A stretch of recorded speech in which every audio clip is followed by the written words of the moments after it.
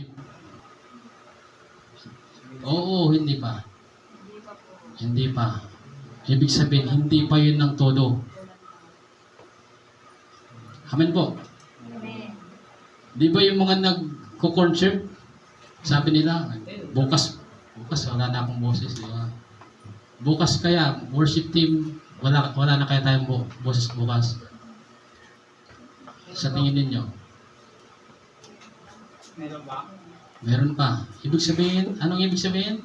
Ibig sabihin nun is, hindi pa yun ang todo natin. Diba? Pero mamaya, o bukas, o susunod na araw, marinig mong mga boses. Tulog ka pa, pero nagigising ka na eh.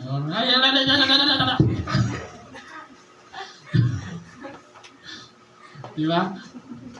Pero pagdating sa worship, yung melody of praise, anong nangyayari kapag melody of praise? Yung, ano ba yung tinatawag ng melody of praise? Yung pagkatapos ng mga songs, line up, yung mismong sa puso mo na, yun yung tinatawag ng melody of praise. Pero pagdating sa mga ganung bagay, madadal pa rin kaya tayo. Malakas pa rin kaya ang boses natin. Ulitin ko po, hindi po perfectionist si Pastor. Ipinupus ko lang po kayo. Mag-improve. Huwag niyong iisipin na napaka-stricto naman ni Pastor. Ulitin ko po, yan po yung ministry na hindi mawawala pagdating sa langit. Kailangan mo unawaan po ninyo yan. Verse 8, lumapit kayo sa Diyos at lumapit siya sa inyo. Anong sikreto para lumapit sa atin ng Diyos? Lumapit, tayo ang unang lalapit sa Kanya. Lumapit kayo sa Diyos at lalapit siya sa inyo. Hindi siya yung lalapit sa iyo. Ikaw yung unang lalapit. Ikaw yung unang hakbang. Minsan yun yung hinihintay ng Diyos eh. Para makapagbago tayo eh. Yung makita niyang humakbang ka. At yun yung pinakamahirap na parte ng pagbabago. Yung mag-decision kang humakbang palapit sa Kanya. Hinihintay lang ng Diyos na makita Kanya na gusto mo na lumapit. Di ba minsan ang mindset natin mahirap. Mahirap magbago, mahirap bitawan. Pero ang totoong mahirap yung paghakbang mo, yung decision mo, yung unang hakbang mo, yung unang step mo. Yun yung mahirap eh. Baka paghakbang kong ganyan, mawalan ako ng maraming kaibigan. Mawala na yung kinikita kong ganyan. Mawala na si ganito. Mawala na yung asawa ko. Mawala yung anak ko, mawala ang trabaho ko. Di ba? Yan ang unang-unang pumapasok sa akin, kaya napakahirap humakbang. Di ba? Minsan iniisip natin yan. Pero, try mo, humakbang ka. At sa paghakbang mo, ang Diyos ang bahala sa'yo. Amen. Natutuwa nga ako doon sa isang artista, yung kumadyante. Tawag-tawa ako doon eh, si Jobert. Komedyante yun. Nakakatuwa yung testimony niya. Kung tutuusin, sa mundong ginagalawan nila, napakalakas ng hatak ng sanlibutan po doon. Nasa showbiz po sila. Andun lahat. Lahat ng magnet ng kasalanan nandun. Mamagnetin ka nila. Pero kahit ganoon, nakakatuwa yung ginawa niya. Humakbang siya. Di ba? Sabi nga niya eh, ina-alok siya ng advertisement. I-advertise mo lang itong produkto na to. Oo, kikita ka. Siguro kung iba-iba, Lord, hindi muna ako magiging Kristiyano dito. Kikita to eh. Tapos, tutulong ko sa church yung kikitain ko. Ganyan, ganun eh. Pero siya, tinanggihan niya. Napakalakas nung decision niya. Yung paghakbang niya.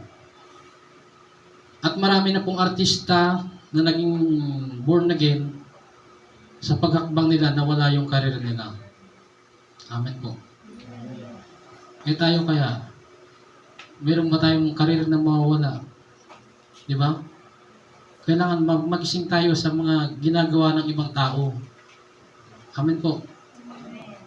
Tumingin tayo sa mga taong pwede nating tingalain.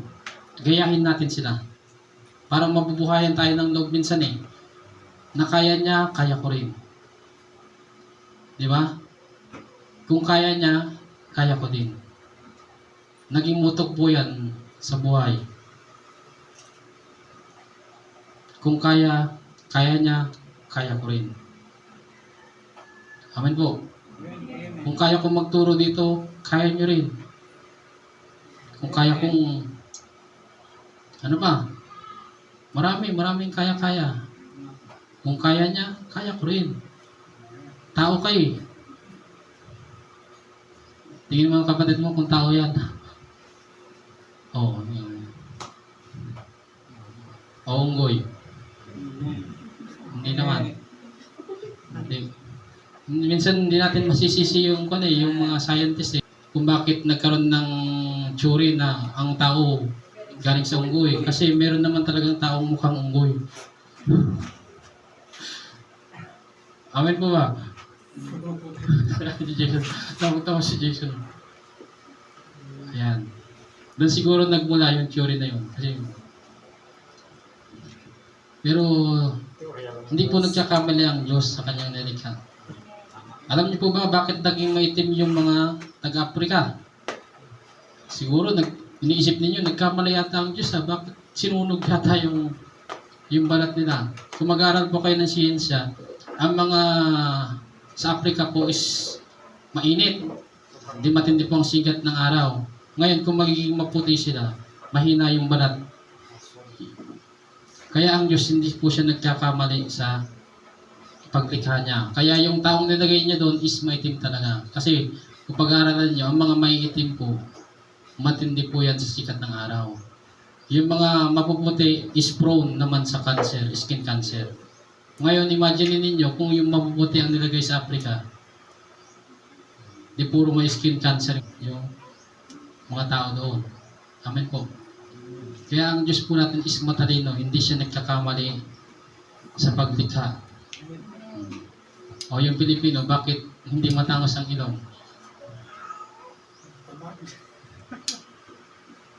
Kasi hindi sinungaling. Magkapatawa lang.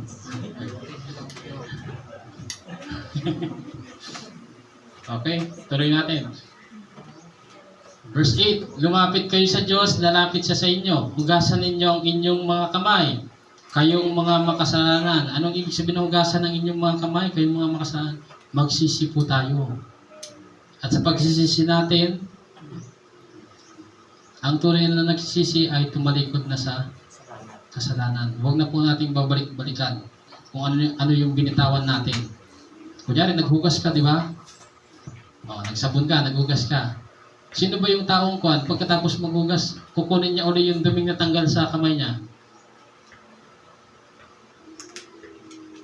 Meron ba sa inyo yun? Wala. Uy, sayang yung dumi. Balik ka dito. Di ba wala?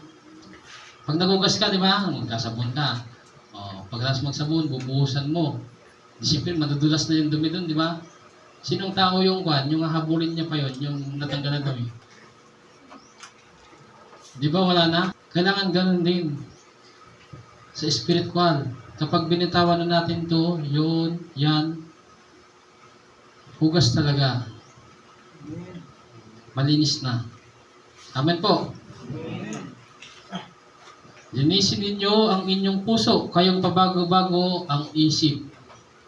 Ang sabi, linisin ang inyong puso, kayong pabago-bago ang isip. Minsan kasi sa mga Kristiyano, ganyan po. Yung pabago-bago yung isip. Magsisisi ngayon, bukas hindi. Sisi ngayon, bukas hindi na naman. Tatalikdan niya tong kasalanan to, after 1 month, balik na naman. Di ba? Pabago-bago ng isip. At sabi rin dito rin niya sa Santiago eh. Sabi, wag umasa na tatanggap yung mga pabago-bago ang isip. Linisin ninyo ang inyong puso, kayong pabago-bago isip. Verse 9, pag hinagpis kayo, umiyak at tumangis, palitan ninyo ng pagluwang inyong tawanan at ng kalungkutan ng inyong kagalakan. Verse 10, magpakumbaba kayo sa harapan ng Panginoon at itataas niya kayo. Amen po. Ano sabi? Magpakumbaba kayo sa harapan ng Panginoon at itataas niya kayo. Napaka simple lang pala para tayo ay ma-promote. Magpapakumbaba lang tayo sa harapan ng Diyos. Okay, tuloy natin. Anong title dyan sa inyo? Huwag humatol sa Ayan. Huwag humatol sa kapwa. Huwag kayong magsiraan sa isa't isa. Ang naninira o mahatol sa kanyang kapatid ay naninira at humahatol sa kautusan. Ulitin natin. Mga kapatid, huwag kayong magsiraan sa isa't isa. Huwag nating sisiraan yung mga kapatid natin para ng palataya. Si Jason, alam niyo ba si Jason hindi nakakalakad? Diba? Kaya hindi siya nakalakad, nagalit sa kanya yung kalabaw. Diba? Kaya alam niyo ba si Jason hindi naliligo yun? Nakatabi ko siya ng linggo. Amoy ganito siya, hindi ko ma-explain kung anong amoy niya. Diba? Huwag tayong mga kapatid, huwag kayong magsiraan sa isa't isa. Ang naninira o umahatol sa kanyang kapatid ay naninira at tumahatol sa kautusan. At kung hinahatulan mo ang kautusan, hindi ka na tagasunod ng kautusan, kundi isang hukom nito. Okay. Ang tanong, sino ang sinasabihan dito?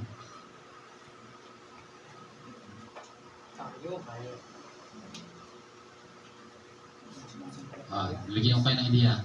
Kayo o kami na mga leader?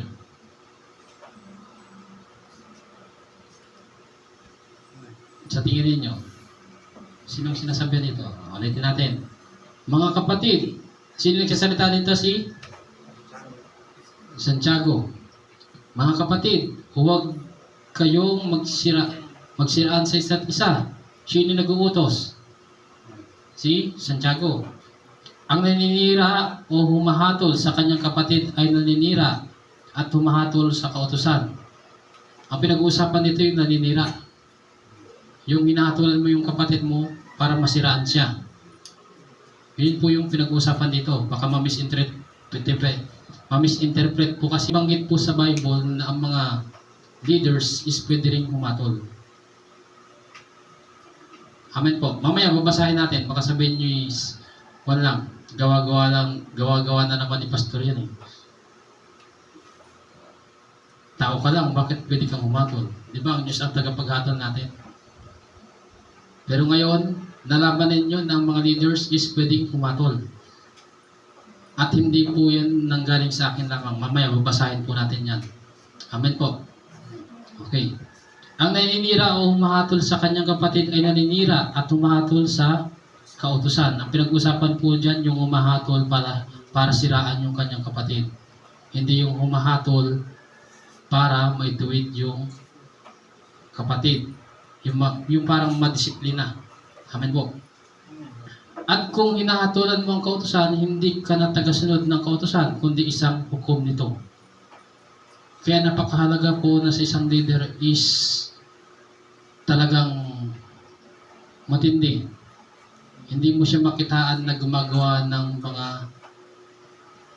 kasalanan. Kasi magiging tagahatol na rin eh. Amen po. Sabi dito, hindi ka na tagasunod ng kautusan, kundi isang hukom nito. Amen po. Verse 12, ang Diyos lamang ang nagbibigay ng kautusan at siya rin ang hukom. Tanging siya ang may kapangyarihang magligtas at magparusa.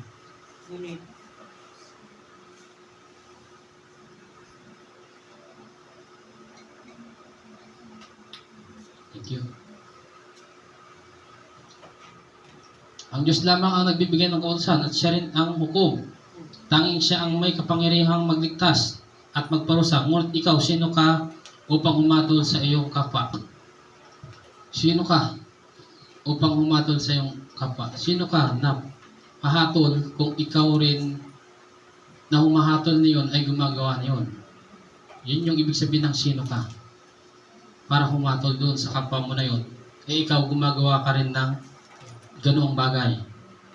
Ngayon, para mapatunayan na pwedeng humatol po ang mga leaders, buksan po natin sa 1 Korinto.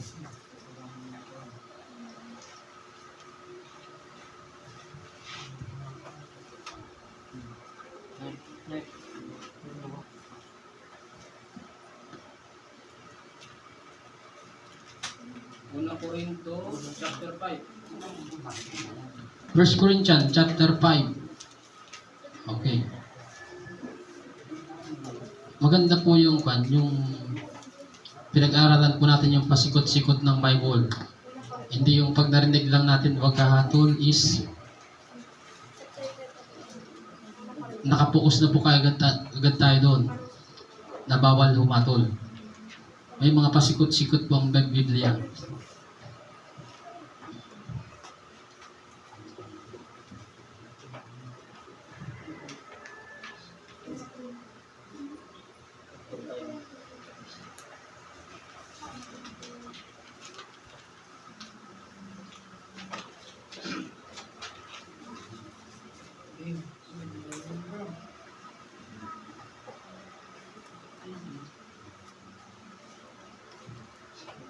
Okay na po.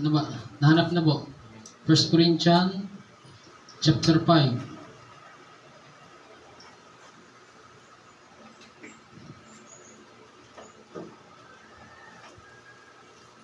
Okay. 1 Corinthians chapter 5. Sino po ang nagsasalita po dyan? Si Apostol. Sino po? Sino po ang nagsasalita po dyan? Nagsalita o nagsulat ng Korinto? Si Apostol Pablo. Kanino niya sinulat? Sa Korinto. At sa Korinto po is meron din pong pasaway. Amen po. Pag-aralan po natin. Yung iglesia sa Korinto is meron ding mga pasaway. Amen po. Wala pong, kung tutusin, wala pong perfectong iglesia nang dahil sa miyembro. Amen po. Minsan kahit na yung leader, gusto niyang maging perfect yung church. Gusto niyang maghigpit ng todo. Pero yung miyembro is ayaw naman. Doon po nagiging hindi perfecto ang iglesia. At sa Korinto po, meron pong ganoon. Amen po, sa Korinto. Ngayon, si Apostol Pablo is, anong ginawa niya? Kinatuwa niya o nagalit po siya? Base po dito sa pag-aaralan natin. Sige po. Verse 1, nakarating nga sa akin ang balitang mayroong kabilang sa inyo na gumagawa ng imoralidad. Kinakasama niyang asawa ng kanyang ama, kahit mga pagano ay hindi gumagawa ng ganyang kahalayan. Verse 2, nakuha pa ninyong magmalaki, dapat sana'y mahiya kayo at noon ay dapat ninyong itiwalag. Kapag nakagiging kasiraan po ng iglesia, ano pong ginagawa? Ay tinitiwalag po. Amen po. Verse 3, kahit wala ako riyan sa katawan, nariyan naman ako sa espiritu, kahit parang nariyan na rin ako. Ang gumagawa niyan ay hinatulan ko na sa pangalan ng ating Panginoong Hesus. Anong sabi? Ang gumagawa niyan ay hinatulan ko. Sinong humatol? Ang tao o ang Diyos? Sinong humatol? Si Apostol Pablo. Tao ba siya o Diyos? Tao. Malinaw na po. Ang gumagawa niyan ay hinatulan ko na sa pangalan ng Panginoong Hesus. Kapag kayo nagtipon-tipon at ang Espiritu ko ay nariyan sa pangyarihan ng Panginoong Hesus, ibigay ninyo kay Satanas ang taong iyan upang masira. Okay, ito na. May matutunan po tayo dyan. Verse 5, ibigay ninyo kay Satanas ang taong iyan upang masira man ang kanyang katawan, maliligtas naman ang kanyang espiritu sa araw ng Panginoon. Yun po ang purpose ng pagtitiwalag. Kasi kapag itiniwalag mo ang isang tao, malaya na si Satanas na kumilos sa taong iyon. Paglalaroan niya na yung tao na iyon. Bibigyan niya ng kung ano-ano, parang paglalaroan niya. At ngayon, kapag naramdaman ng tao na yun na wala na ang proteksyon ng Diyos sa kanya, nagkakaroon siya ng chance na makapag-isip-isip, magsisi, at magbalik sa Diyos. Amen po. Tinan yung prodigal son. Tumalikod siya sa kanyang ama. Eh ngayon, nung naramdaman niyang wala na sa kanya yung protection ng kanyang ama, nakapag-isip-isip siya, naramdaman niya na yung hirap, nagkaroon siya ng pagkakataong magsisi. Amen po. Amen. Ngayon, nung naramdaman niya yung hirap, nagbalik loob siya.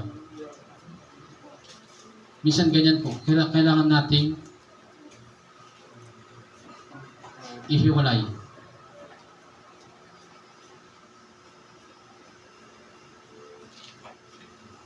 At hindi na po yan pinapractice ng mga churches po ngayon. Nakakalungkot po. Bakit? Lalo na kung malaki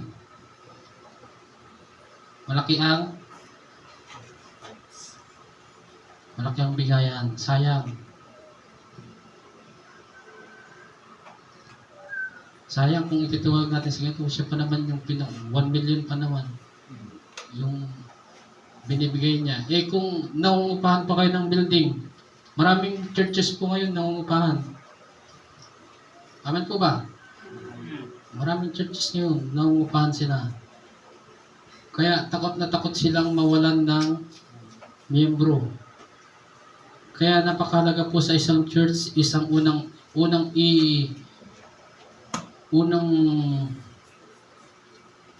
ipundar is lupa. Para hindi kakaba-kaba na papalayasin tayo. Amen po. Eh kaso, nakalungkot po, yung mga po ngayon, pinipili nila yung syudad kung saan madaling makahanap ng mga tao. Amen po. Sa kapatagan na sila, hindi na sa kabundukan. Kaya mahal. Kapag sa syudad, bibili ng lupa, mura o mahal? Mahal. Kasi madaling makita ang karatula kung ano yung pinopromote mong religion. Diba? Yun yung binabayaran dun eh. Diba?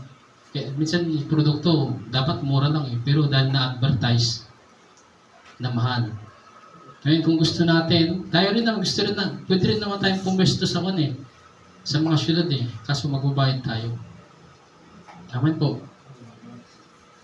Ngayon nakakalungkot po, minsan, dahil nga gano'n na yung sitwasyon ng mga churches ngayon, nangungupahan sa mga lugar na mamahalin para lang madaling makita ng mga tao, madaling mapuntahan. Minsan, sa kakaisip na mawalan ng pambayad sa pwesto, nakukompromise po. Na yung mga dapat itiwalag, hindi itinitiwalag. Amen po ba? Dahil alam nila, kapag nawala to sa church, wala nang papasok na pera, baka wala na tayong bahay panambahan. Kaya kailangan po nating ipanalangin ang body of Christ. Hindi natin sinasabing walang maliligtas sa church na yun. Naawa po ang Diyos sa nangyayari sa body of Christ ngayon. Nangailangan po ng mga intercessor ang body of Christ ngayon. Sabi nga sa YouTube, corrupted na ang body of Christ ngayon. Corrupted na. Nakukompromiso na. Amen po. Verse 4, sa pangalan ng Panginoong Hesus, kapag kayo'y nagtipon-tipon at ang Espiritu ko ay nariyan sa kapangyarihan ng ating Panginoong Hesus. Verse 5, ibigay ninyo kay Satanas ang taong iyan upang masira man ang kanyang katawan, maliligtas naman ang kanyang espiritu sa araw ng Panginoon. Verse 6, hindi kayo dapat magmalaki. Hindi ba ninyo alam ang kasabihang napapaalsa ng kaunting papalsa ang buong masa? Amen. Ano ibig sabihin yan? Kahit may kasalanan kayong itinira, kahit malit man yan, delikado yan. Kasi kayang paalsahin yan. Mamamalayan mo, malala na pala yung kasalanan na yan. Kahit sabihin mong napakalit na kasalanan yan. Verse 7, alisin ninyo ang lumang pampaalsa, ang kasalanan. Maliwanag po ano po yung pampaalsa na yon? Ang kasalanan. Ulitin natin. Alisin ninyo ang lumang pampaalsa, ang kasalanan, upang kayo'y maging malinis. Sa gayon, matutulad kayo sa isang bagong masa na walang pampaalsa. At talaga namang ganyan kayo, sapagkat naihandog na ang ating korderong pampaskwa na walang iba kundi si Kristo. Verse 8, kaya ipagdiwang natin ang Paskwa, hindi sa pamamagitan ng tinapay na may lumang pampaalsa na kasamaan at kahalayan. Yun po yung pampaalsa, kasamaan at kahalayan.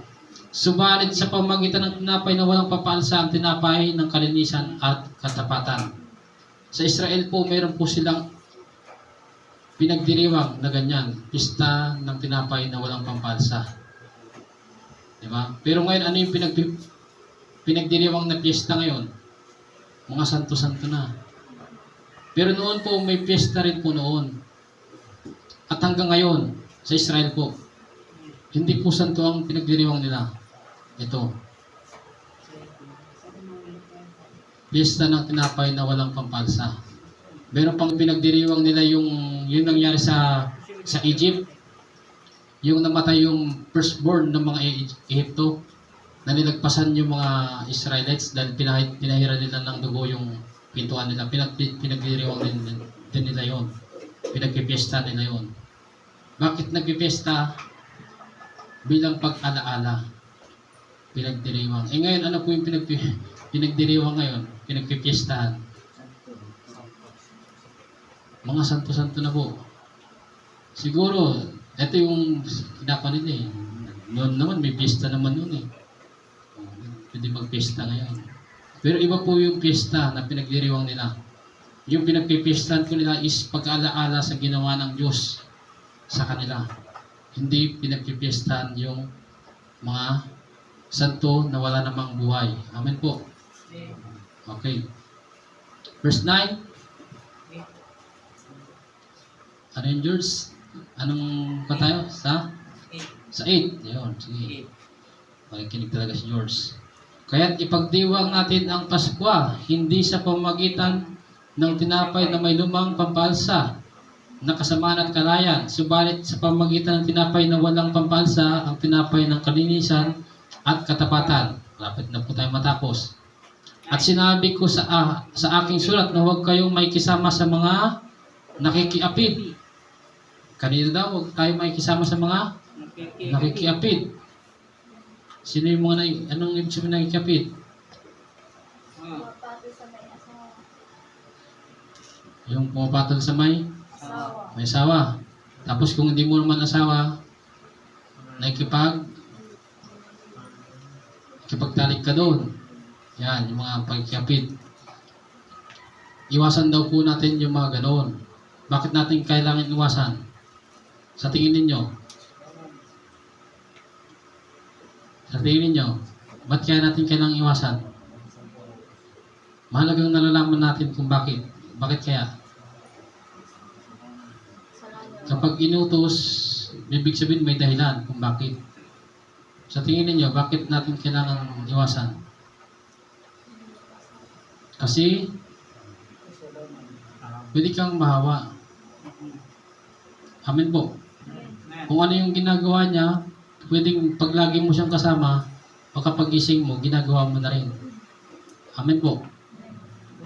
Yan po yung, alam po ba ninyo sa showbiz, kaya dumami ang bakla ng mga aktor? Sa tingin ninyo, bakit kaya dumami yung Pero nakilala natin sila, barakong barako, ano, di ba? Sila Rustong Padilla, sila pa. Diwat, dati ng bakla yun pala. Yung mga dating alam nyo, barako, pero biglang nalaman natin, bakla na pala. Alam po ba ninyo kung bakit sila naging ganoon? Nahawa po sila. Nahawa. Lalo't nakikipagtalik sila sa kapwa na lalaki. Dati hindi naman sila bakla. Pero nung na-enjoy na nila, ay maganda pala. May espiritu po kasi yun na nakakahawa. Espiritu yan. Ganun yung Sodom at Gomorrah, bagamat sinunog na, di ba, pinulbos. Nawala yung mga tao, di ba? Pero yung espiritu nandun pa rin. Yun po yung kumalat sa buong mundo. Kaya meron pa rin yung espiritu ng pagiging bakla at tomboy. Ngayon, kung palagi kang lumalapit sa taong may ganoon, kung mahina-hina ang spiritual mo, baka mahawa ka. Amen po. Amen. Kaya, dapat kung alam mo mahina ang spiritual mo, distansya ka rin. Amen po. Pero kung malakas-lakas ka rin naman, kung alam mo ikaw yung makakahawa sa kanya, Lapit na. why not na ikaw yung lumapit? Di ba? Okay.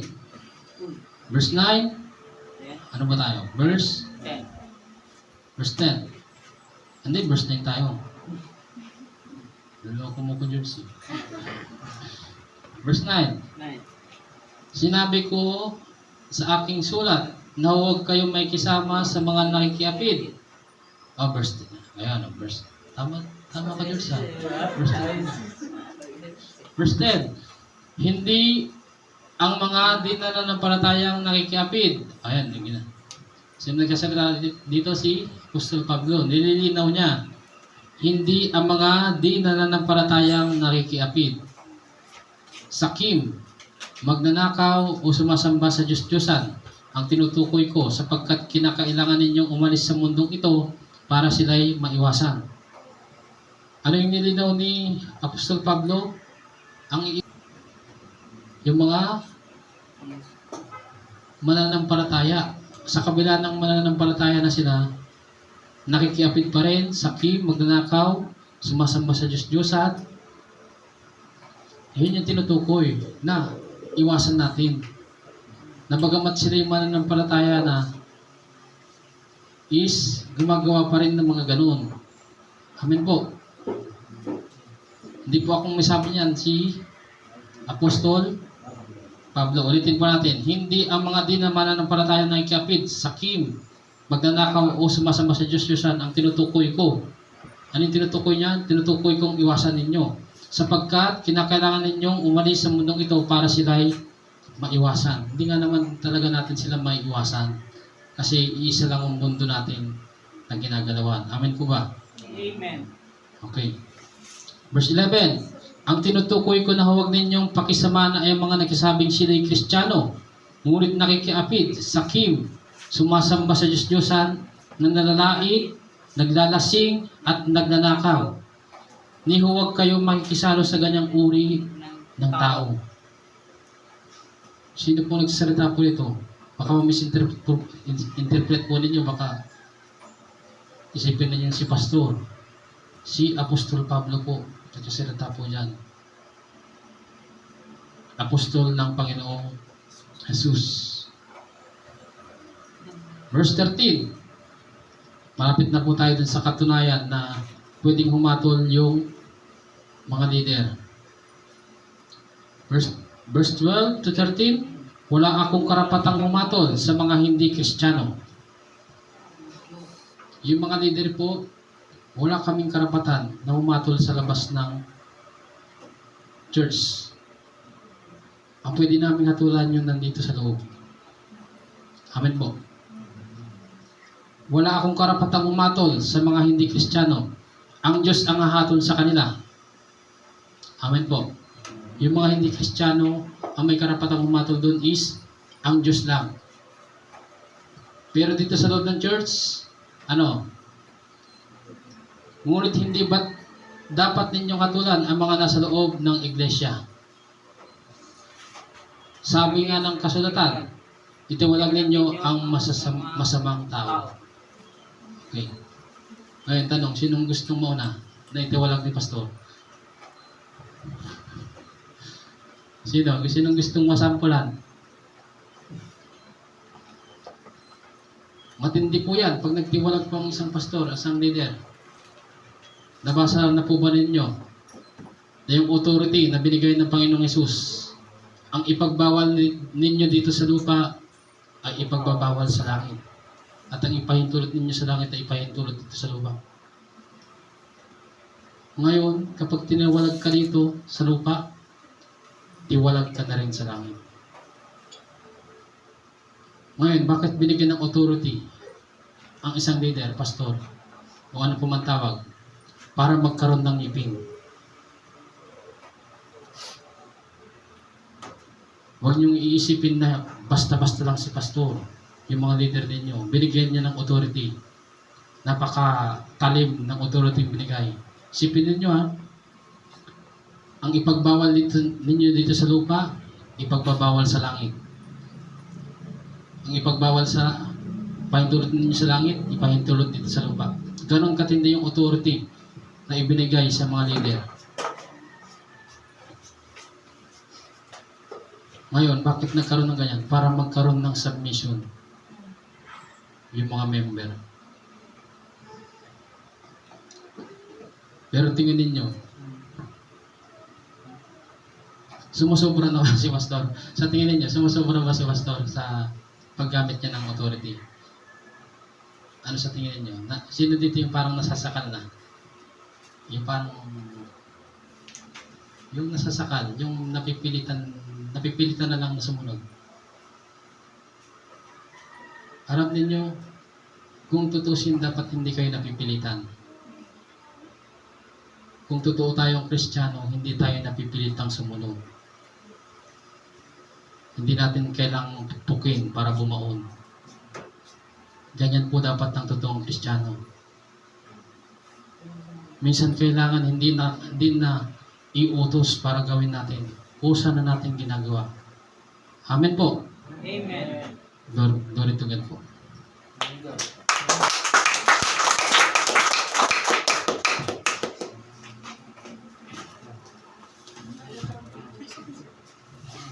Praise God. Napakaganda po ng isahe ng ating Panginoon. Amen po ba? Ayan.